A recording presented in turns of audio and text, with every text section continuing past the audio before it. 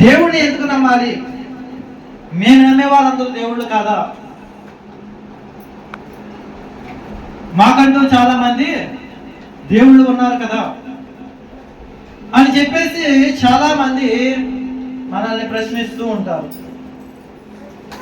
అందుకే బైబిల్ గ్రంథంలో ఎలాగంటది, హేతుబడుగు ప్రతిదానికి మనము ఖచ్చితంగా సమాధానం చెప్పువారిగా ఉన్నాము. అయితే దేవుళ్ళు అనేవారు మనిషికి ఒకరు, ఊరికి ఒకరు ఉండరు. ఫస్ట్ ఆఫ్ ఆల్ ఇది మనము గమనించాల్సినటువంటి విషయము.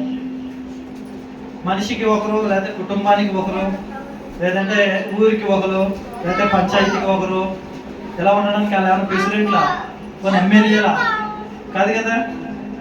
మన ఎవరు అంటే కనుక దేవుడు అద్వితీయ శక్తి కలిగిన వాడు. ఆయన సర్వాంతర్యామి. సర్వాంతర్యామి అనగా అన్ని చోట్ల ఉన్నవాడు ఒక్కడే. దేవుళ్ళు అనేవారు అనేకులు ఉండరు. హల్లెలూయా. ఇంకొక విషయము, ఇది మొట్టమొదటిగా తెలుసుకోవాల్సినటువంటి విషయము. ఆ ఫ్యాన్ కూడా వేసుకోం, ఓకేలా ఫ్యాన్ కూడా వేసుకో. దేవుళ్ళు అనేవారు అనేక మంది ఉండరు, ఒక్కడే ఉంటాడు. ఇది మొదటి విషయం. ఇక రెండో విషయం ఏమిటి అంటే కనుక దేవుడికి ఉండవలసినటువంటి గుణ లక్షణాలు ఏమిటి అంటే దేవుడు అనేవాడు పరిశుద్ధుడు. హల్లెలూయా. దేవుడు అనేవారు ఎవరంట? పరిశుద్ధుడు.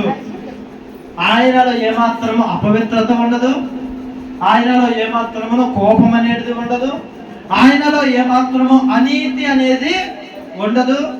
దేవుడిలో అనేది స్వార్థము, ద్వేషము, కక్షలు, పగలు, మరణించడము, లేదా మరణించి శాశ్వతంగా ఉండిపోవడము, లేదా ఎదుటి వారిని చంపడము, ఇటువంటి వ్యక్తిత్వం ఉన్నవి ఏవి కూడా దేవుడు కాదు. మరి దేవుడు అనేవారు ఎవరు అంటే కనుక ఆయన పరిశుద్ధుడు. దేవుడు అనేవారు ఎవరు అంటే మరణించి తిరిగి లేవగలిగిన వాడు దేవుడు. ఈ లోకంలో మరణించి తిరిగి లేచిన వారు ఎవరైనా ఉన్నారు అంటే ఆయన నజరేయుడైన యేసు మాత్రమే. బైబిల్ గ్రంథంలో ఇంకా 2-3 మరణించిన వారు ఉన్నారు, వారు తిరిగి లేచినట్టుగా కూడా మనం చూస్తాము. కాకపోతే వారు మరలా మరణించారు. కానీ నజరేయుడైన యేసుక్రీస్తు ప్రభు వారు మాత్రమే మరణించి తిరిగి లేచి మరలా మరణించినటువంటి వ్యక్తి. హల్లెలూయా. ప్రతి మనిషికి కూడా 2 దినములు ఉంటాయి. ఏమిటి అవి అంటే కనుక జన్మదినము, రెండోది మరణ దినము. కానీ ఈ లోకంలో చరిత్రలో అయి ఉండొచ్చు, ఇప్పుడు అయి ఉండొచ్చు, లేదంటే ఫ్యూచర్ లో అయి ఉండొచ్చు. ఈ యొక్క లోకంలో 3 దినములు కలిగినటువంటి వ్యక్తి ఎవరైనా ఉన్నారు అంటే ఆయన నజరేయుడైన యేసు మాత్రమే. ఆ 3 దినములు ఏమిటి అంటే 1 జన్మదినము, 2 మరణ దినము, 3 పునరుద్ధాన దినము. హల్లెలూయా. ఇలాగా 3 రోజులు కలిగినటువంటి వ్యక్తి ఎవరైనా ఉన్నారు అంటే ఆయన నజరేయుడైన యేసు మాత్రమే. ఆయన మరణించి తిరిగి లేచి ఆయన నిత్య జీవములోనికి వెళ్ళి ఉన్నాడు.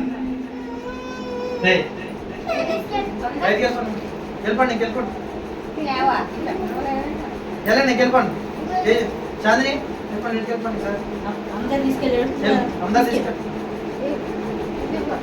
దేవునికి స్తోత్రం. హల్లెలూయా. అర్థమవుతుంది కదండి నా మాట.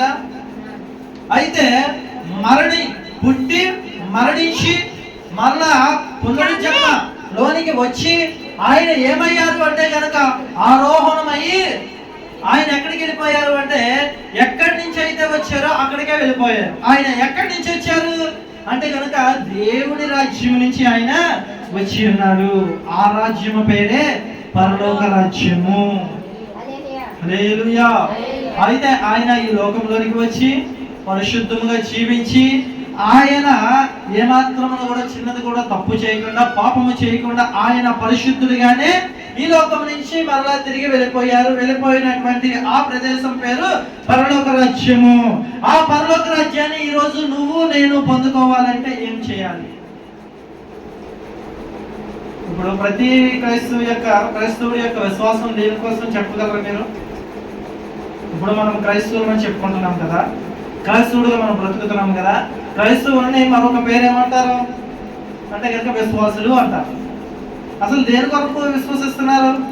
విశ్వాసులు అంటే విశ్వసించే వారిని విశ్వాసులు అంటారు, అంతే కదండి. ఇప్పుడు ఎక్కువ తాగుతూ ఉన్నాడు అనుకోండి, ఆయన ఏమంటారు? ఒరే ఆయన మంచి వ్యక్తిరా అంటారా? అందరూ ఏమంటారు? తాగుబోతూ అంటారు. ఎక్కువగా నా కుటుంబాన్ని విడిచి ఎలా తిరుగుతూ ఉన్నాడు అనుకోండి రోడ్ల మీద, లేదంటే ఆయన గృహంస్కెళ్ళడం, ఈ గృహాలకి వెళ్ళడం, వేస్ట్ గృహాలకి వెళ్ళడం, వాడిని ఏమంటారు? తిరిగిపోతూ అంటారు. ఆయన చాలా మంచోర్రా అని చెప్పేసి అంటారా? అందరూ ఏమంటారు? తిరిగిపోతూ అంటారు. అలాగే ప్రతి క్రైస్తవుడు కూడా ఒక విశ్వాసాన్ని కలిగి ఉన్నాడు. అందుకే క్రైస్తవులు ఏమంటారు అంటే కనుక విశ్వాసులు అంటారు. మరి ఆ విశ్వాసం దేనికోసం అంటే కనుక యేసుక్రీస్తు ప్రభువారు, ఎవరైతే నజరేయుడైన యేసుక్రీస్తు ప్రభువారు ఉన్నారో ఆయన ఆరోహణం అవుతూ ఆయన చెప్పిన మాట ఏంటి అంటే, నేను మరలా తిరిగి వస్తాను, నేనుండు ప్రదేశంలో మీరు ఉండులాగున మీ కొరకు నేను స్థలము సిద్ధపరచ గోరి వెళ్ళుచున్నాను అంటున్నాడు ఆయన. హల్లెలూయా. ఏమంటున్నాడంట? మనము ఆయన ఎక్కడైతే ఉంటున్నాడో అక్కడ మనము ఉండినట్లుగా ఆయన ఒక స్థలాన్ని సిద్ధపరచుకొని వెళ్ళాడంట. ఆయన మరలా తిరిగి వస్తానన్నాడు. ఆ మాట ఇప్పటికి చెప్పి ఎన్ని సంవత్సరాలు తెలుసా? ఇంచుమించుగా 2025 సంవత్సరాలు అవుతుంది. 2025 సంవత్సరాలు అవుతుంది. 25 సంవత్సరాల నుంచి ఒక 2020 సంవత్సరాల నుంచి 33.5 సంవత్సరాలు తీసేయాలనుకున్నా. 33.5 సంవత్సరాలు తీసేస్తే ఎంత వస్తాయి? ఇంకా లెక్కేసి మీరు తర్వాత వాళ్ళని చెప్పండి. అన్ని సంవత్సరములు అవుతుంది, కానీ ఆయన ఇంకాను రాలేదు. ఆయన ఇంకాను రాలేదు, కానీ ఆయన వస్తాను అని ఖచ్చితంగా అంటున్నాడు.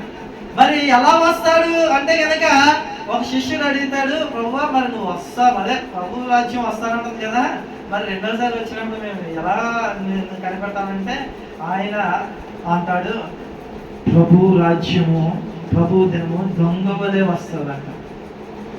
రాత్రిపూట దొంగ ఎలా వస్తాడు? మీతో చెప్పి వస్తారా?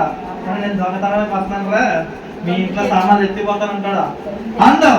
మరి ఎలా వస్తాడు? ఆయన దొంగ వలె వస్తాడంట. అంటే దానికి అర్థం ఏంటంటే యేసు ప్రభు దొంగలా వస్తాడని కాదు, అది ఎప్పుడు వచ్చినో ఎలా వచ్చినో ఎవరో కూడా గుర్తెరగలేరు అని అర్థం దానికి. అయితే నేను మరలా వస్తాను, ఈ లోపల మీరు ఏం చేయాలి అంటే కనుక మీ విశ్వాసాన్ని ఏం చేయాలంట? మన విశ్వాసాన్ని అంచెలంచెలుగా మనము దాన్ని అభివృద్ధి చేసుకుంటూ ఉండాలి. హల్లెలూయా. ఏం చేయాలంట? అభివృద్ధి చేసుకుంటూ ఉండాలి. చాలా వరకు క్రైస్తవ జీవితం ఎలా ఉంటుంది అంటే కనుక బాప్తిస్మం తీసుకున్న కొద్ది నెలల పాటు ఎలా ఉంటుంది అంటే చూడండి, ఇప్పుడు ఉదాహరణకి కొత్త బండి ఎవరన్నా కొనుక్కున్నారు అనుకోండి, ఆ కొత్త బండిని ఇంచుమించుగా 8 నెలలు తుడుస్తాడు. ఒక 3 నెలలు చాలా శుభ్రంగా తుడిచేస్తాడు. తర్వాత 6వ నెల వచ్చేటప్పటికి ఏదో పైన తుడుస్తాడు. ఇక 12వ నెల వచ్చేసరికి ఏం తుడుతారు ఏమంటారు అన్నట్టుగా వదిలేస్తాడు. విశ్వాసుల జీవితం కూడా ఇలాగే అయిపోతుంది. భక్తి జీవితం అనేది ప్రతిరోజు ఎలా ఉండాలి అంటే అంచెలంచెలుగా ఎదుగుతూ రావాలి, విశ్వాసంలో బలపడుతూ ఉండాలి. కానీ బాప్తిస్మం తీసుకున్న కొద్ది రోజులు మాత్రమే విశ్వాసంలో బలముగా ఉండి ఆ తర్వాత ఏమవుతుంది అంటే కొద్ది కొద్దిగా పరిపక్వత చంద్రం అనేసి అది ఏమవుతుంది అంటే బలీనపడుతూ ఉంటుంది. అలా పడిపోతే కనుక ప్రభు రాజ్యం వచ్చేటప్పటికి మనము సిద్ధపడి ఉండలేము. ఉదాహరణకి ఇంకా మీకు చెప్పాలి అంటే కనుక ఇప్పుడు లోకంలో ఇప్పుడు బైబిల్లో చెప్తాను చూడండి, 10 మంది కన్యకలు మీకు తెలుసా? 5 బుద్ధి లేకగా ఉన్న కన్యకలు, 5 బుద్ధి ఉన్న కన్యకలు. బుద్ధి లేని కన్యకలు, బుద్ధి ఉన్న కన్యకలు. బుద్ధి ఉన్న కన్యకలు ఏం చేస్తారంట అంటే పెళ్లి కుమారుడి కోసం ఎదురు చూస్తూ ఉన్నారంట. మీకు తెలుసా పెళ్లి కుమారుడి విషయము? ఇప్పుడంటే లైటింగ్లు వచ్చేసినాయి, కానీ కొంచెమించిగా ఒక 20 సంవత్సరాల క్రితమే, 20 సంవత్సరాల క్రితము పెళ్లి కొడుకుని ఎలా ఊరేగించేవారంటే మన వాళ్ళందరికీ బాగా తెలుసు. పెద్ద పెద్ద దీపాలు పట్టుకొని కాగడాలతో తీసుకెళ్లేవారు. అవి వాటిని ఏమవుతా అనేవారు, సమ్మెట్లో ఇవ్వనివారు, దీపాలు అన్నమాట, దివిటీలు. అవి పట్టుకొని వెళ్ళేవారు. దానికి ఏం చేసేవారంటే దాంట్లో కిరసన వేసి బాగా కొడితే గ్యాస్ కింద పొంగుతూ ఉండేదన్నమాట. దాని నుంచి ఏం చేసేవారంటే ఇది అటు ఇటు ఒక 10 మంది ఇటు 10 మంది ఇటు ఉండి పెళ్లి కొడుకుని మధ్యలో ఊరేగించుకుంటూ ఉండేవారు. అలాగా ఈ యొక్క 10 మంది కన్యకలు ఏం చేశారంటే పెళ్లి కొడుకు వస్తాడు, ఆయన వచ్చినప్పుడు మనం దివిటీలతో రెడీగా ఉండాలి, అని చెప్పేసి ఇక వారు ఆ దివిటీలు సిద్ధపరచుకున్నారంట. సిద్ధపరచుకొని అందులో 5 ఏం చేశారంటే వెలుగుతూ ఉండాలి కదా అని చెప్పేసి అనుకున్నారంట. వెలుగుతూ ఉండాలి కదా అని వాళ్ళ దగ్గర ఉన్నటువంటి నూనె ఏం చేస్తూ ఉన్నారు, కొంచెం కొంచెంగా పోస్తూ ఉన్నారు. వారిది తప్పులేదు, ఎందుకంటే ఏ టైంలో వస్తారో తెలియక వారు ఏం చేశారంట ఇంకా కొంచెం పోసి వెలిగిస్తూ ఉన్నారు. కానీ జ్ఞానవంతులు ఏం చేశారంట, కొంచెం ఇంకా అంత దూరంలో ఉన్నాడు కదా, మనం మెల్లగా పోస్తే కొంచెం ఆయన వచ్చేటప్పటికి ఎక్కువ నూనె ఉంటుంది కదా అని చెప్పేసి జ్ఞానయుక్తంగా ఆలోచించారు. అందుకే మరి బుద్ధి కలగా నీకు మీరు మరీ బుద్ధిలో ఏం కాదు, ఏమో ఏ టైంలో వచ్చేస్తారో తెలుసు కదా అని చెప్పేసి ఇంకా గట్టిగా ఆరాధించడం మొదలెట్టారు, గట్టిగా ప్రార్థన చేసేది మొదలెట్టారు. ఇంకా పొద్దున్న లేచి ప్రార్థన, శాంతం చేసి ప్రార్థన, పొద్దున్న లేచి ప్రార్థన, శాంతం చేసి ప్రార్థన, డైలీ చేసి ప్రార్థన. ఏమైంది సారి వస్తాంలే అని చెప్పేసి కొంచెం ఏదో పని చూసుకొని చేద్దాంలే ప్రార్థన అని చెప్పేసి చేయడం మొదలెట్టారు సార్. ఆ తర్వాత ఇంకెప్పుడు వస్తాడులే, తర్వాత చూద్దాంలే, ప్రార్థనే కదా, తర్వాత చేద్దాంలే, రేపు చేద్దాంలే, ఎల్లుండి చేద్దాంలే అని చెప్పేసి ఆదివారం మందిరంకి ఎల్లుండి వెళ్దాంలే, వచ్చి ఆదివారం వెళ్దాంలే అని చెప్పేసి మొత్తానికి నిర్లక్ష్యం అయిపోయేటువంటి బుద్ధి లేని స్థితిలోనికి వెళ్ళిపోయేటువంటి పరిస్థితులు కూడా మనం చూడొచ్చు. హల్లెలూయా. అంటే ఇది నేను ఎందుకు చెప్తున్నాను, ఆయన ఏ టైంలో వస్తాడో తెలియదు ఆయన రాజ్యంతో. అయితే ఇక్కడ కొంతమంది జ్ఞానయుక్తమైనటువంటి వారు ఏం చేశారు, ఏదో ఆర్భాటముతో ఆరాధించకుండా, ఏదో నేనే దేవుడి మందిరంలోనికి వెళ్ళి దేవుడు పనంతా చేస్తున్నాను అనేటువంటి ఉద్దేశంలో కలిగి ఉండకుండా, చూడు కొంతమంది పాస్టర్ గారి దగ్గరికి వెళ్ళి ఏం చేస్తుంటారంటే ఇంకా నేనే పని చేస్తున్నాను, ఇంకా నాకన్నా విశ్వాసం ఎవరో లేరు అన్నట్టుగా ప్రవర్తిస్తూ ఉంటారు. అలా కాకుండా మీరు ఏం చేస్తున్నారు, ప్రతి ఆదివారం ఉదయాన్నే మందిరానికి వెళ్ళి చక్కగా మందిరం అంతా తుడిచేసి ఆ మందిరంలో కూర్చొని దేవుడిని ఆరాధించి ఆ పాస్టర్ చెప్పిన మాటలు ఏవైతే ఉన్నాయో ఆ మాటలు పట్టుకొని దాని ప్రకారం మళ్ళీ వారం అంతా వీరి పనులు వీరు చేసుకుంటూ ఇలా విశ్వాసము అంచులంచులుగా ఎదుగుతూ వచ్చారు. ఆయన ఏం చేశారు, ప్రభు సమయం వచ్చేటప్పటికి కరెక్ట్ గా ఇంకా ప్రభు వారు వచ్చారు, విశ్వాసంలో సరిగ్గా నిలబడ్డారు కాబట్టి వెంటనే తలుపు తీయబడ్డాలి, వారు ఆరాధ్యంలోనికి వెళ్ళిపోయారు. కానీ చాలా మంది చూడండి, ఇప్పుడు ఆర్భాటాలతోనూ లేదంటే మంచి కలరింగ్ లైటింగ్లతోనూ ఇలాంటి మందిరాలు చాలా వరకు ఇప్పుడు కొత్తగా లభిస్తున్నాయి.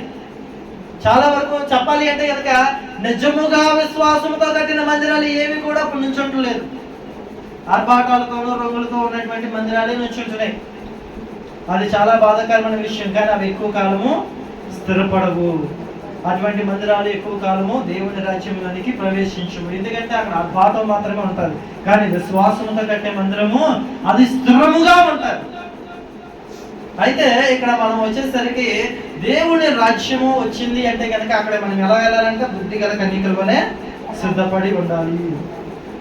ఆ సిద్ధపాటులో కొన్ని విషయాలు ఈరోజు నేను మీకు త్వరగా చెప్పి నేను ముగిస్తాను. చూడండి, అపోస్తుల కార్యము గ్రంథము. మనం దేవుని రాజ్యాన్ని ఎలా సంపాదించుకోవాలి, బుద్ధి గల కన్యకలు ఎలా సంపాదించుకున్నారు, అయితే మనం ఎలా సంపాదించుకోవాలి అనే విషయాన్ని నేను త్వరగా ఈరోజు నేను మీకు చెప్పడానికి ఇష్టపడుతున్నాను. చూడండి, అపోస్తుల కార్య గ్రంథము 2వ అధ్యాయము 38వ వచనం చదువుదాం. పేతురు మీరు మారు మనసు పొంది పాప క్షమాపణ నిమిత్తము ప్రతివాడు యేసుక్రీస్తు నామమున బాప్తిస్మము పొందిడి, అప్పుడు మీరు పరిశుద్ధ ఆత్మ అను కళ్ళు మూసుకుందాం, చిన్న ప్రార్థన చేసుకొని ముందుకు వెళ్దాం. పరిశుద్ధుడా, ప్రేమ కలిగిన ప్రియ పరలోకపు తండ్రి, నీకే స్తోత్రాలు చెల్లించుకునిచున్నాము నాయన. ఇదిగో ఈ ఉదయకాల సమయంలో పరిశుద్ధ దినమును నాయన పునరుద్ధారణ దినముగా మేము జ్ఞాపకం చేసుకొని ఎంతవరకు పాటల ద్వారా ఆరాధన ద్వారా నేను మహిమ పరిచయమని మేము నమ్ముచున్నాము. నీవు ఆరాధింపబడ్డావు, మహిమ పొందావు మేము నమ్ముచున్నాము నాయన. ఇది కూడా తండ్రి, నీవు మాటలు వినడానికి మేము శ్రద్ధ కలిగి ఇష్టపడుచున్నాము నాయన. ఇది కూడా తండ్రి, మా అందరికి వినగలిగే చెవులు, గ్రహించగలిగే హృదయాన్ని దయచేయమని మాట్లాడుచున్న నన్ను నీ సులువుశాలను వెలుగు చేసి నీ ఆత్మ ద్వారా మాత్రమే ఇక్కడ నాతో మాతో మా అందరితో మాట్లాడి మమ్మల్ని సిద్ధపరచమని సమస్తమును మమ్మల్ని మీ చేతులకు అప్పగించుకుంటూ మహిమ ఘనత ప్రభావాన్ని నీకు ఆరోపిస్తూ శక్తి కలిగిన నజరేయుడైన యేసు నామములో అడుగుచున్నాము పరమ తండ్రి, ఆమేన్. హల్లెలూయా. అయితే ఇక్కడ పరలోక రాజ్యాన్ని మనము సంపాదించుకోవాలి అంటే, అనగా పరలోక రాజ్యంలోనికి మనం వెళ్ళాలి అంటే మొట్టమొదటిగా మనకి కావాల్సింది ఏంటంటే మారు మనసు. ఏం కావాలంట? మారు మనసు. మారు మనసు అంటే ఏంటి? అందరికీ మనసు ఉంటుంది కదా, మనసు లేకుండా ఎవ్వరికి ఉండదు. కానీ ఆ మనసు ఎలా ఉండాలి అంటే కనుక ఉదాహరణకి చెప్తాను. ఇప్పుడు చిన్న పిల్లలు ఉన్నారు అనుకోండి, వాళ్ళ మనసు ఎలా ఉంటుందో చెప్పండి. ఏ కల్మషము లేకుండా ఏదైతే వాళ్ళ కళ్ళ ముందు కనిపిస్తుందో దాన్ని ఆడుకోవాలనేటువంటి మంచి మనసు కలిగి ఉంటారు. అక్కడి నుంచి 15 ఏళ్ళ వరకు కూడా వాళ్ళు అలాగే ఉంటారు. మరి 15వ ఏట నుంచి 20వ ఏట వరకు ఎలా ఉంటుంది అని అంటే కనుక ఏదైతే వాళ్ళకి ఆకర్షణీయంగా కనబడుతుందో దాన్ని వాళ్ళు లోపరుచుకోవాలనేటువంటి మనసు కలిగి ఉంటారు. మరి 21 నుంచి 30-35 వరకు ఎలా ఉంటుంది అంటే కనుక కొన్ని శ్రమలతో కూడినటువంటి ఇబ్బందులతో కూడినటువంటి పరిస్థితులను బట్టి వారి మనసును వారు మార్చుకుంటూ వస్తూ ఉంటారు అన్నట్టు కదంట. మనసు అనేది స్థిరముగా ఉండదు, అది అనేక సార్లు తొట్టుతూ ఉంటుంది. కాబట్టి మనం చాలా జాగ్రత్త కలిగి ఉండాలి. అయితే దేవుడు ఏమంటున్నాడు అంటే కనుక మొట్టమొదటిగా మీరు మారు మనసు కలిగి ఉండాలి. ఇక్కడ ఆల్రెడీ మనసు అనేది మారుతూ ఉంది. 15 ఏళ్ళకి ఒక మనసు వస్తుంది, 20 ఏళ్ళకి ఒక మనసు వస్తుంది, 20 నుంచి 30 ఏళ్ళకి ఆకర్షణీయమైన వాటి మీద మారిపోయి అదొక మనసు వస్తుంది, అక్కడి నుంచి కుటుంబం మీదకి మారిపోయి అక్కడ ఒక మనసు వస్తుంది. మనసు అనేది మారుతూనే ఉంటుంది. కాకపోతే ఆయన ఏ మనసు కావాలంటున్నాడు అంటే గనక పరిశుద్ధమైన మనసు కావాలంటున్నాడు. హల్లెలూయా. పరిశుద్ధమైన మనసు కావాలంట. అయితే ఆ పరిశుద్ధమైన మనసు ఎలా ఉంటుంది అంటే యేసుక్రీస్తు ప్రభువారు ఒక టైం అంటాడు. అంటే రెఫరెన్స్ అయితే నేను తీయను కానీ టకటక మీ అందరికి వాక్యం తెలుసు కాబట్టి నేను చెప్తాను. ఒక చిన్న పిల్లవాడిని ప్రభు దగ్గరికి పిలిచి, ఇదిగో పరలోక రాజ్యం సంపాదించాలంటే ఎటువంటి మనసు కలిగి ఉండాలంట? చిన్న పిల్లల వంటి మనసు మీరు కలిగి ఉంటే పరలోక రాజ్యం మీదే అంటాడు. హల్లెలూయా. అంటే ఏ మనసు కలిగి వచ్చమంటున్నాడు? ఇప్పుడు ఏదైతే చిన్న పిల్లల మనసు కలిగి ఉందో ఆ మనసును మనం కలిగి ఉండాలంట. ఆ మనసుని ఎప్పుడైతే మనం కలిగి ఉంటామో అప్పుడు పరలోక రాజ్యం మనదే అంటున్నాడు ఆయన. దేవునికి స్తోత్రం. ఇప్పుడు చిన్నపిల్లల మనసు ఏం కలిగి ఉంది? వాళ్ళు ఎదురు ఏదైతే కనబడుతుందో దాని మీద మాత్రమే వారు ఎలాగైతే మనసు ఉంచారో మనము కూడా అలాగే పరలోక రాజ్యం ఆకాశం నా సింహాసనము, భూమి నా పాదపీఠం అని చెప్పి ఉన్నాడు. ఇప్పుడు మన కంటికి మన తలెత్తు చూస్తే ఏం కనబడుతుంది? ఆయన సింహాసనం కనిపిస్తుంది. తల దించుకుంటే ఆయన పాదపీఠం కనిపిస్తుంది. ఇప్పుడు మన మనసు ఎలా ఉండాలి? ఇప్పుడు చిన్నపిల్లడి మనసు ఏముంది? అక్కడ అదిగో ఇప్పుడు మహేష్ మనసు ఎలా ఉంది? అక్కడ ఏముందో ఏమి మీద పడుతుంది, అదే కదా. ఎంత వాక్యం చెప్తున్నా సరే ఆ ఏమి మీదకి వెళ్తుంది దృష్టి. అలాగే మనము కళ్ళెత్తి చూసినప్పుడు ఆకాశం కనబడుతుంది, భూమి కింద చూసినప్పుడు భూమి కనిపిస్తుంది, ఆయన పాదపీఠం కనిపిస్తుంది. ఇప్పుడు ఆకాశం వైపు చూస్తే ఏం కనిపిస్తుంది అంటే ఆయన సింహాసనం కనిపిస్తుంది. ఎప్పటికైనా నేను అక్కడికి వెళ్ళాలి అన్న మారు మనసు మనకి కలిగి ఉండాలి. ఒకవేళ భూమిని చూస్తున్నాం అనుకోండి, నేను ఆయన దగ్గర ఉన్నాను కాబట్టి నేను భయముతో భక్తితో ఉండాలి అన్న మనసు ఎప్పుడైతే ఉందో పరలోక రాజ్యం అప్పుడు మనం సంపాదించుకోగలం. హల్లెలూయా. అదే మారు మనసు అంటే ఇంకేమి లేదు. ఇప్పుడు ఈ మారు మనసు ఎప్పుడైతే ఉందనుకోండి, ఇంకా నువ్వు ఒకవేళ తప్పు చేయడానికి వెళ్ళినప్పుడు ఏం కనిపిస్తుంది? మనకి ఆకాశం కనిపిస్తుంది. అమ్మో ఆకాశం దగ్గర ఆయన ఉన్నారు కదా, ఆయన కూర్చొని ఉన్నారని చెప్పాడు కదా, ఆయన ఆల్రెడీ మనం చూస్తున్నాడు కదా, మనం ఈ తప్పు చేయకూడదు. ఇంకొక దగ్గరికి వెళ్తాము, ఈసారి కింద చూసి మనం ఏదైనా తీసుకుంటే బాగుంటుందా అన్నప్పుడు, అమ్మో భూమి ఆయన పాదపీఠం కదా, మనం ఆయన పాదాల దగ్గరే కదా ఉన్నాము, ఆయన మనల్ని చూస్తున్నాడు కదా అన్నప్పుడు ఇంకా మనకి ఏం కలుగుతుంది? భయము కలుగుతుంది. ఈ భయం ఎప్పుడైతే కలిగింది ఆటోమేటిక్గా మారు మనసు అనేది మనకి వచ్చేస్తుంది. మారు మనసు అంటే ఏవేవో చెప్తూ ఉంటారు చాలా మంది. అవేమీ కాదు. ఏమిటి? కేవలము నీవు దేవుడిని ఆరాధించాలనుకుంటే ఆకాశం వైపు తిరిగి చూసి ఆయన ఆరాధించవచ్చు. లేదంటే భూమి దగ్గర ఉండి అయ్యా నేను నీ పాదాల దగ్గర ఉన్నాను, అయ్యా నన్ను దీవించాయి అంటే ఆయన దీవించడానికి ఆయన సిద్ధంగా ఉన్నారు. ఈ మారు మనసు కలిగి ఉండాలి. మొట్టమొదటిగా మనం ఏం కలిగి ఉండాలి? మారు మనసు కలిగి ఉంటే పరలోక రాజ్యాన్ని మనం సంపాదించుకోగలము. ఇక రెండవదిగా ఏమిటంట అదే మాటలోని మారు మనసు పొంది పాప క్షమాపణ ఏదైతే పాపము అని మనకి మన బుర్రకి అనిపిస్తుందో, చూడండి మనం ఏదైనా ఒక పని చేస్తున్నాం అనుకోండి, అది మంచో చెడో అది మనకి ఖచ్చితంగా చెప్తాదో చెప్పదా? హల్లెలూయా. అది మంచో చెడో మనకు ఖచ్చితంగా చెప్తుంది. ఉదాహరణకు మనం నడుచుకుంటూ వెళ్తున్నాము, ఎదురుకుండా ఒక బురద గుంట ఉంటుంది. ఆ బురద గుంటలో అడిగేస్తే మనకు బురద అంటుకుంటుంది అనేది మన బ్రెయిన్ మనకు చెప్తుంది లేదా? అది ఏంటిది? అది తప్పు. నువ్వు బురదలు అడిగేస్తే ఏమవుతుంది? వయసు చెప్పి ఏమవుతుంది? బురద అంటుకుంటుంది, అవునా కదా? కాబట్టి మనం ఏం చేయాలి? ఆ బురదను తప్పించుకొని మనము సరైన త్రావులో నడవాలి. లేదు కనుక ఆ బురదంతా అంటుకొని మనము ఎదుటి వారికి ఎలా కనిపిస్తాము అంటే చాలా చిరాగ్గా కనిపిస్తాము. అప్పుడు ఏమవుతుంది అంటే కనుక వారు అసహించుకునేటువంటి పరిస్థితులు ఏర్పడతాయి. ఎప్పుడైతే పాపము చేసి మనము ఉన్నామో, ఆ పాపము చేసినప్పుడు మనం ఎదుటి వారు ఎలా చూస్తారంటే చాలా చిరాగ్గా చూస్తారు. గమనించారు? అప్పుడు ఎవరన్నా దొంగ దొంగ దొంగ దొంగ అన్నాం అనుకోండి, వాడికి ఎలా ఉంటుంది చెప్పండి? చాలా అవమానకరంగా ఉంటుంది. ఆడు తీసింది ₹1 అయినప్పటికీ ఆడు దొంగే. ఆడు ₹10 తీసినాడు దొంగే. ఆడు ₹100 తీసినా ఆడు దొంగే. కాబట్టి మనం చాలా జాగ్రత్త కలిగి, ఏవైతే మనం ₹1 తీసామనుకోండి, ఆ తీసిన రూపాయి మళ్ళా వాళ్ళకి ఇచ్చేసి, ఇక నేను ఎప్పుడు కూడా నేను దొంగతనం చేయను అని చేసిన వారి దగ్గర ఒప్పుకోవాలి, లేదంటే దేవుడి దగ్గర ఒప్పుకోవాలి. ఈ మనసు ఎప్పుడైతే మనం కలిగి ఉంటామో అదే పాప క్షమాపణ. పాపము అనగా లోకములో ఉన్నదంతయు కూడా పాపమే. వాస్తవానికి అయితే మన లోకంలో మనం ఉన్నాం కదా, మనం పాపమే. కాకపోతే ఎప్పుడైతే మనం ప్రత్యేకింపబడుతున్నామో అప్పుడు మనల్ని నీ దేవుడు ఏం చేస్తున్నాడంట? నీతిమంతులుగా చేస్తున్నాడు. హల్లెలూయా. ఈ లోకంలో ఉన్నదంతా పాపం అని నేను ఎందుకు అన్నాను? ఈ లోకంలో ఉన్నదంతా నేత్రాశ, శరీరాశ, జీవపు డంబము అనగా గర్వంగా ప్రవర్తించేటువంటి స్థితి. కళ్ళతో చూసేదంతా సంపాదించుకోవాలి, అనుభవించాలి అనేటువంటి ఆశ, శరీరంతో పొందుకోవాలి అనేటువంటి తృష్ణ, ఇవి ఎప్పుడైతే ఉన్నామో ఇదంతా పాపముతో కూడినటువంటిదే. మనం ఎప్పుడైనా ఏదైనా చూసి కావాలనుకున్నాం అనుకోండి, అప్పుడు మనం దేవుడిని ప్రార్థించుకోవాలి. దేవా, ఇది నీ చిత్తమైతే నా దగ్గరికి రాని, లేదంటే అది నాకు అక్కర్లేదు అన్నాం అనుకోండి, అది నీ చిత్తం అయితే చాలా త్వరగా నీ దగ్గరికి వస్తుంది. అది నీ చిత్తం కాకపోతే అది నీ దగ్గరికి రాదు. రానప్పుడు ప్రభువు నాకు ఇవ్వలేదులే అని మనం అనుకోకూడదు. ప్రభువు నాకు ఇవ్వలేదు అంటే అది నాకు అక్కర్లేదు అనుకోవాలి. హల్లెలూయా. అయితే పాప క్షమాపణ అనేది ఖచ్చితంగా ఉండాలి. హల్లెలూయా. ఇంకా పాపము గురించి చెప్పాలంటే చాలా ఉన్నాయి.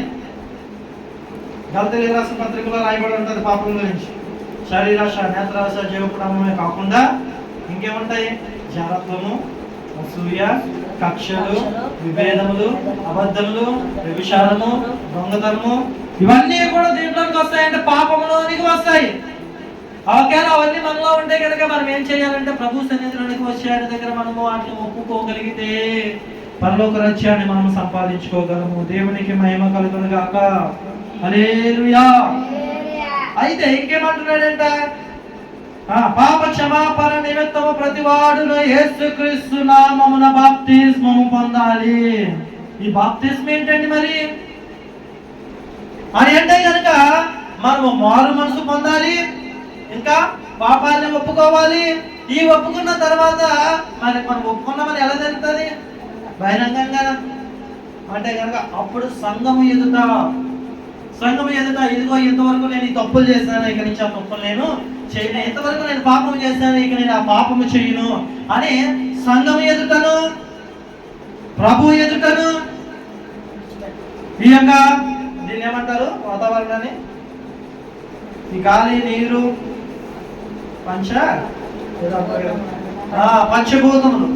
పంచభూతములు ఎదుటను. ఇదేంటంటే పంచభూతాలు అంటున్నారా? భూతాలంటే దేశాలు కాదండి. గాలి, నీరు, అగ్ని, ఆకాశము, భూమి ఇవేవైతే ఉన్నాయో ఇవి సాక్ష్యములుగా నిలబడతాయి మనకి. అనుకుంటారు చాలా మంది, ఎవరో చూస్తలేదు కదా అనుకుంటారు. కానీ దేవుడు మనం తప్పు చేస్తున్నాం, మనం పాపం చేస్తున్నాం, మనం వ్యభిచారం చేస్తున్నాం, మనం దొంగతనం చేస్తున్నాము, లేదంటే మనం అబద్ధాలు ఆడుతున్నాం అనే విషయము గాలికి, నీటికి, అగ్నికి, ఆకాశానికి, భూమికి దేనికి తెలిసినా అవి వచ్చి ప్రభువు దగ్గర ఏం చెప్తాయంట? సాక్ష్యం చెప్తాయి. అందుకే ఒకనొక టైంలోని ఏమవుతుందంటే ప్రభువారు అనేక ఇశ్రాయేలు ప్రజల్ని ఐగుప్తు నుంచి విడిపించి ఈ సీనాయి పర్వతం దగ్గరికి తీసుకొని వచ్చి అక్కడ వారికి ఒక నిబంధనను ఏర్పాటు చేస్తూ ఉంటాడు. మోషే గారిని పిలిపించి పైన ఒక 40 దినాలు ఆయనకి ఒక నిబంధన చేస్తూ ఉంటాడు, ఇదిగో మీరు ఎలా ఉండాలి అని చెప్పేసి అవి చెప్తూ ఉంటున్నప్పుడు ప్రజలు ఏం చేస్తారంటే, మోషే 40 దినాలు పైకి వెళ్ళిపోయాడు కదా కొండ మీదకి, ఇంకా రాలేదు కదా, మనకంటూ దేవుడికి ఎవరు లేరు, మనకంటూ నడిపించేవాడికి ఎవరు లేడు, కాబట్టి మనం ఒక విగ్రహాన్ని చేసుకుందాం, ఒక దూడని చేసుకొని దాన్ని మనము దేవుడిగా నియమిద్దాం, దాన్ని మన ముందు నడిపిద్దామని చెప్పేసి అనుకుంటారు. అప్పుడు దేవునికి కోపం వస్తుంది. కోపం వచ్చినప్పుడు అంటాడు, భూమి అని పిలుస్తాడు. భూమిని అంతే, భూమి అని పలికానే భూమి పలుకుతుంది. ఇదిగోటి 2 పాయలుగా చీలి అక్కడ ఇంచుమించుగా ఎంతమంది అయితే ఆరాధిస్తున్నారో వారందరినీ కూడా నాశనం చేసి అంటాడు. భూమి ఎవరి మాట ఉన్నది? దేవుడి మాట ఉన్నది. అంటే భూమి ఖచ్చితంగా మాట్లాడుతుంది, వింటాది, చెప్పినట్టుగా చేస్తుంది. అక్కడ ఇంచుమించుగా ఆ దూడం చేసుకొని ఆరాధించే 3000 మంది అక్కడ సమూల నాశనం అయిపోయారు. భూమి నోరు తెరిచింది అంతే, మొత్తము 3000 మంది చనిపోయారు. కాబట్టి మనం చాలా జాగ్రత్త కలిగి ఉండాలి. ఎక్కడ బ్రతుకుతున్నా, ఏ పని చేస్తున్నప్పటికీ, ఇదిగో నువ్వు ఎక్కడికి వెళ్తున్నా సరే, ఎక్కడ బ్రతుకుతున్నా సరే, దేవుడికి సాక్ష్యం చెప్పడానికి ఏకంటారు పంచభూతములు అనేవి ఉన్నవి, వాటి ముందు మనం ఒప్పుకోవాలి. అదే బాప్తిస్మము అనగా, నీటిలో మనము మరణించబడి తిరిగి లేపబడమే బాప్తిస్మము. ఏదో నీటిలో ముంచి లేపేస్తారు కదా అనుకుంటారేమో, కానీ నీటిలో ముంచబడేసరికి వీడిలో ఉన్న తప్పులన్నీ ఒప్పుకుంటున్నాడు, మరలా తిరిగి లేస్తున్నాడు. ఈసారి చెప్పండి, క్రైస్తవుడికి ఎన్ని దినాలు ఉన్నాయి? 2. క్రైస్తవుడికి ఎన్ని ఉన్నాయి? క్రీస్తుకి 3 ఉన్నాయి, క్రైస్తవుడికి 4 ఉన్నాయి. మరణదినము, జన్మదినము, మరణదినము, మారు మనసులో జన్మదినము, మరలా మరణించినటువంటి దినము. మళ్ళీ ఇంకొకటి ఉంది. ఇంకొకటి ఏంటి? ప్రభు రాకడ వచ్చినప్పుడు మరలా ఆయన రాజ్యంలోనికి మళ్ళీ తీసుకెళ్ళడానికి మళ్ళా లేపుతాను అంటున్నాడు. మొదట మృతులు లేచుదురు, తర్వాత సజీవులు లేచుదురు అంటున్నాడు. చూసారా ఎన్ని ఉన్నాయో? అందరూ అంటుంటారు చాలా మంది, మనిషికి 7 జన్మలండి, ఈ జన్మ పోతే ఏకగా పుడతాడు, తర్వాత దోమగా పుడతాడు, తర్వాత కుక్కగా పుడతాడు. అంటే కుక్కలకి, జంతువులకి ఆత్మలు ఉండవు, వాటికి ప్రాణం మాత్రమే ఉంటుంది. ప్రాణాత్మ దేహములు వేరు, అవి 3 ఒకటి అనుకోవడం తప్పు. ప్రాణం వేరు, దేహం వేరు, ఆత్మ వేరు. ఆత్మ దాన్ని దయచేసిన వాడి యొద్దకు చేరుతుంది, ప్రాణము ఈ యొక్క లోకంలో కలిసిపోద్ది, శరీరము మట్టిలో కలిసిపోతుంది. చూడండి, ఇప్పుడు మేకను బలిస్తారు కదా, గుడి దగ్గర కాడ తీసుకెళ్ళి బలమ్మగానే ఏమవుతుంది? పొలమని ఒక్క దెబ్బ నరకగానే పొలమని రక్తం వచ్చేస్తుంది. అది ఏమవుతుంది? భూమిలో కలిసిపోతుంది. అది ప్రాణం, రక్తమే ప్రాణము. అందుకే మనలోంచి రక్తం పోయిందంటే ప్రాణం పోయినట్టే, మనలోంచి ఆత్మ పోయినా ప్రాణం పోయినట్టే. ఇది ఒక్కటే మిగులుతుంది మనుషులకు కనబడడానికి. అంటే ఈ దేహము వ్యర్థమైనది. ఎప్పుడైతే ఆత్మలోంచి పోయిందో దేహం అంతా కూడా వ్యర్థమైపోతుంది. అందుకనే మనం చాలా జాగ్రత్త కలిగి ఉండాలి. నిజంగా ఈ యొక్క ఆత్మదేహముల గురించి చెప్పుకోవాలంటే, ప్రాణముల ధనముల గురించి చెప్పుకోవాలంటే మనకి చాలా ఉన్నాయి. మనం మరణిస్తాము, పుడతాము, మరణిస్తాము, మళ్ళీ పుడతాము, మళ్ళీ మరణిస్తాము అనడానికి ఇదే నిదర్శనం. అంటే ఇక్కడ శారీరకంగా పుట్టి శారీరకంగా చనిపోయి, ఆత్మీయంగా పుట్టి ఆత్మీయంగా దేవుడి యొద్దకు వెళ్ళడం, ఇలా మనకి 4 దినాలు ఉన్నాయి. వాటిని మనము విశ్వాసంతో జయించగలగాలి. హల్లెలూయా.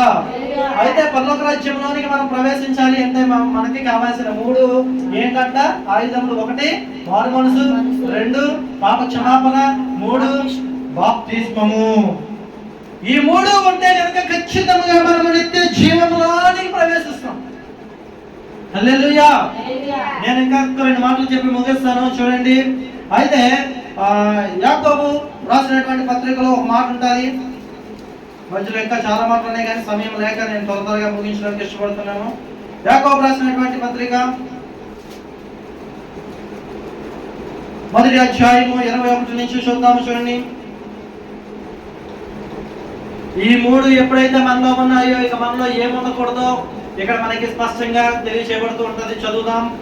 అందుచేత సమస్త కల్మషమును విరుగుచున్న దుష్టత్వమును మాని నాటబడి మీ ఆత్మలను రక్షించుటకు శక్తిగల వాక్యమును సాత్వికముతో అంగీకరించుడి. మీరు వినువారు మాత్రమేనయ్యండి, మిమ్మల్ని మీరు మోసపుచ్చుకొనకుండా వాక్య ప్రకారము ప్రవర్తించు వారినై ఉండి.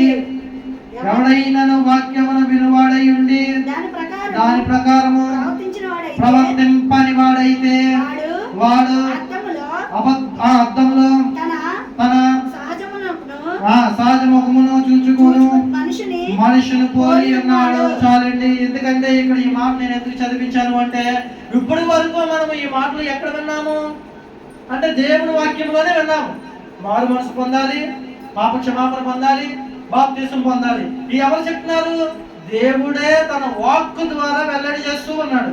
నేనేమో సొంతంగా చెప్పానా? పరిశుద్ధ లేఖ నుంచే కదా చెప్పాను. అయితే అది ఏమిటంట? దేవుని వాక్యం. ఆ వాక్యాన్ని మనము శ్రద్ధగా వినాలి. శ్రద్ధగా విని దాన్ని గైకొని దాన్ని విడిచిపెట్టకుండా దాన్ని అంగీకరించి దాని ప్రకారం మనము జీవించాలి. దాన్ని జీవించకపోతే గనక ఏమంటున్నాడంట చూడండి, అద్దంలో మనము మొహం చూసుకొని సహజంగా మొహం చూసుకొని వెళ్ళిపోతారు. చూడండి, చాలా మంది వడవడిగా లేచి అని చెప్పేసి వెళ్ళిపోతారా? వాడు బయటికి వెళ్ళిపోయిన తర్వాత ఎలా ఉంటుందో వాడికి తెలియదు. అంటే వాడు తలని చూసుకుంటాడు, మొఖాన్ని చూసుకుంటాడు, వాడి దేహాన్ని చూసుకుంటాడు లేదు కూడా వాడికి తెలియదు. మనం రాయబడి ఉంటారు చూడండి, సహజమైన 22వ వర్షం 23వ వర్షం. ఎవడైనాను వాక్యమును వినివాడై దాని ప్రకారము ప్రవర్తింపనివాడైతే వాడు అద్దములో తన సహజ ముఖమును చూసుకొని మనుష్యుని పోలి ఉన్నాడు. వాడు తను చూచుకొని అవతలికి పోయి తాను ఎట్టివాడో వెంటనే మర్చిపోతాడంట. నేను నల్లటి వాడినా తెల్లటి వాడినా అనే విషయాన్ని మర్చిపోయి ఎదటున్న వారిని బట్టి వీడు ప్రవర్తించేస్తూ ఉంటూ ఉంటాడు. వాడికి ఉన్న స్థితిని వాడు మర్చిపోతూ ఉంటాడు. కాకపోతే ఎలా ఉండాలి? అలా ఉండకూడదు. మనం మరి ఎలా ఉండాలి అంటే కనుక చూడండి, మనము చర్చిలో ఉన్నంతసేపు దేవుడి ఎదుట మనం ఎలా కనబడుతున్నాము అంటే కనుక భక్తి పరులుగానే కనిపిస్తున్నాము. ఇది ఎవరి వ్యక్తిత్వం అంటే కనుక సహజమైన ముఖం చూసుకునే వారి వ్యక్తిత్వం. భక్తి పరులుగానే కనిపిస్తాం, కానీ దేవుడి మందిరం నుంచి బయటకు వెళ్ళామంటే మళ్ళీ వాడి బ్రతుకు వాడు జీవిస్తూ ఉంటాడు. మందిరంలో ఉన్నప్పుడు పరిశుద్ధంగా జీవించి మందిరం వెలుపలికి వెళ్ళిపోయిన తర్వాత వాడికి నచ్చినట్లుగా జీవించేవాడు సహజమైన ఆత్మముఖం చూసుకునేవాడు. కానీ అంతరంగంలోంచి చూసుకునే వాడి గురించి కూడా ఆ పక్కనే రాసుబడి ఉంటా చూడండి, 25వ వచనం. అయితే స్వతంత్రమునిచ్చు సంపూర్ణమైన నియమములో తేరు చూచి నిలకడగా ముందువాడెవడో వాడు విని మనిషి వాడు కాక క్రియను చేయువాడయ్యుండి తన క్రియలో ధన్యుడగును. హల్లెలూయా. ఇప్పుడు వచ్చేద్దామా ఎక్కడికి? ఇందాక మనం ఎక్కడ చెప్పుకున్న అపోస్తల కార్యగ్రంథం 2వ అధ్యాయము 38వ వచనంలో ఇప్పుడు ఏమనుంది అక్కడ? మారు మనసు పొందాలి. మనం వినువారమే కాకుండా దాన్ని ఏం చేయాలంట? అంగీకరించి దాని ప్రకారం నడిచేవారుగా ఉండాలి. ఇప్పుడు నువ్వు నిజముగా మారు మనసు పొందావా? ప్రభు అడుగుతున్నాడు, నిజముగా నువ్వు మారు మనసు పొందావా? నిజముగా పాప క్షమాపణ పొందావా? నిజముగా నువ్వు బాప్తిసం పొందావా? పొందితే దాని ప్రకారం నువ్వు జీవించాలి కదా. మరి నీ స్వనీతిని బట్టి నువ్వు జీవిస్తున్నావు, కానీ దేవుని కృపను బట్టి జీవిస్తాలేదే అని అడుగుతున్నాడు. ఒకవేళ అలా ఉంటే కనుక ఈ మధ్యకాల సమయంలో దేవుడు మీతో ప్రశ్నిస్తున్నాడు, ఇంకనూ నీవు మారు మనసు పొందినట్లుగా ఉంటున్నావా? మారు మనసు నిజంగా పొందావా? పాప క్షమాపణ అంటే నీ పాపమును ఒప్పుకొని మరలా పాపము చేస్తున్నావా? లేదంటే పాపమును విడిచిపెట్టి నీవు దేవునికి ఇష్టలుగా జీవిస్తున్నావా? బాప్తీస అనుభవాన్ని నీవు నిజంగానే పొందావా? లేదంటే ఏదో బాప్తీసం పొందుకుంటే పర్లోకానికి వెళ్ళిపోతానులే అనుకుంటున్నావా? అలా కనుక ఉంటే కనుక ఈరోజు ప్రభు నీకు అంటున్నాడు, అలా ఉండదు బిడ్డ. ఈరోజు నిజముగా నీవు మారు మనసు పొందు, నిజముగా పాప క్షమాపణ పొందు, నిజమైన బాప్తిస్మము ఆత్మీయ బాప్తిసాన్ని ఆత్మతో బాప్తిసాన్ని నువ్వు పొందగలిగితే కనుక ఇదిగో పరలోక రాజ్యం సమీపించి వచ్చినది. దాంట్లోనికి మనందరం వెళ్ళే వారిగా ప్రభు మనం సిద్ధపరుచున్నాడు. కాబట్టి మనం ఈ రోజు ఎలా ఉన్నామో ప్రశ్నించుకుందాము. దేవుడు పరిశుద్ధ వాక్యము మనందరి హృదయాల్లో స్థిరపరచును గాక. ఆమేన్.